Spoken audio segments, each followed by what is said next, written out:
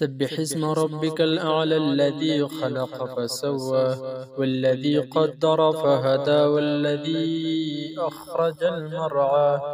فجعله غثاء أحوى سنقرئك فلا تنسى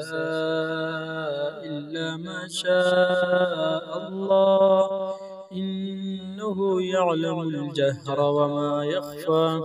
ونيسرك لليسرى فذكر إن نفعت الذكرى سيذكر من يخشى ويتجنبها الأشقى